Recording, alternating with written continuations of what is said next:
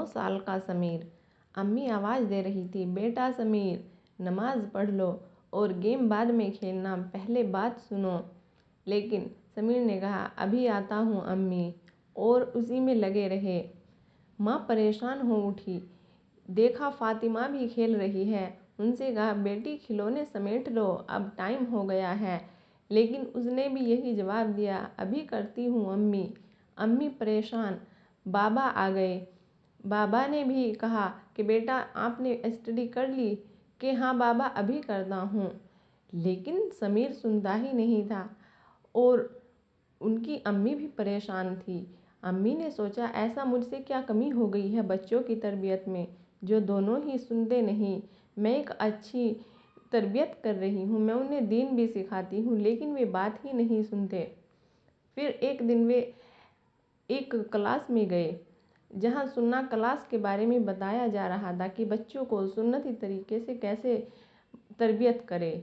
नबी पाक सल्लल्लाहु अलैहि वसल्लम अपने नवासे हज़रत हुसैन रज़ियल्लाहु ताला अन्हा और हज़रत हसन रज़ियल्लाहु ताला अन्हा से कैसे प्यार करते थे।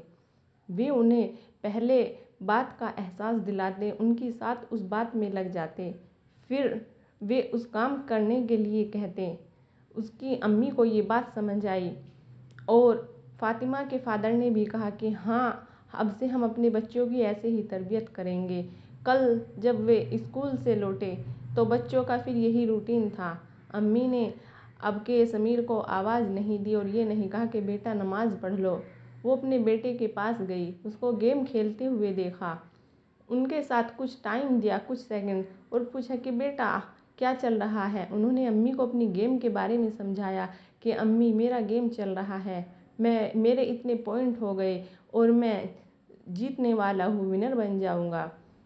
कुछ ही सेकंड में उसने कहा कि अम्मी मैं विनर बन गया। अम्मी ने उसे समझाया कि ठीक है बेटा, और उसकी बात को महसूस किया। वो भी अपनी अम्मी से एक अच्छे तरीके से बात की और अपनी अम्मी के कहने पर अब के उसने गेम को क्लोज़ कर दिया और नमाज के लिए उठ गया। उन्हें समझ आई कि हाँ वाकई बच्चों के साथ अगर हम पहले प्यार से डील करें, उनकी साथ शरीक हो जाए और फिर उनसे अपनी बात मनवाएं तो बच्चे जल्दी मान जाते हैं। जब हम उन्हें डायरेक्ट दूर से ही बात के ऑर्डर करते हैं तो बच्चे कह तो देते हैं अभी कर रहे हैं, लेकिन वो ऑर्डर फॉलो नहीं करते, क्योंकि बच्चे हुक्म से चिढ़ते हैं। जब हम उनके साथ अपने आप को ऐसा महसूस कराते हैं कि हाँ हम तुम्हारे ही साथ हैं, हम तुम्हें समझते हैं तुम्हारी चीज़ों को, तो बच्चे जल्दी अपने वालिदैन की बात सुनते हैं।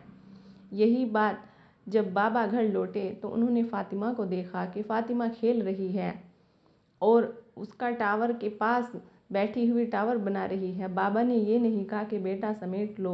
बाबा उसके पास गए और कहा कि बेटा तुम्हारा टावर तो बहुत ऊंचा हो गया है, इसका नाम बताए।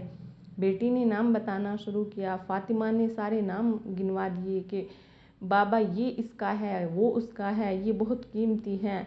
और वो बाबा के साथ बातों में लग गई। एक बहुत अच्छे तरीके से बाबा ने उससे डील की और कहा कि हाँ बेटा ये आपकी सिक्योरिटी कर सकता है रात भर, चले अब आप इसे कल खेलने के लिए अच्छे से सेफ करके रखें, तब ये खिलौना आपके कल काम आएगा।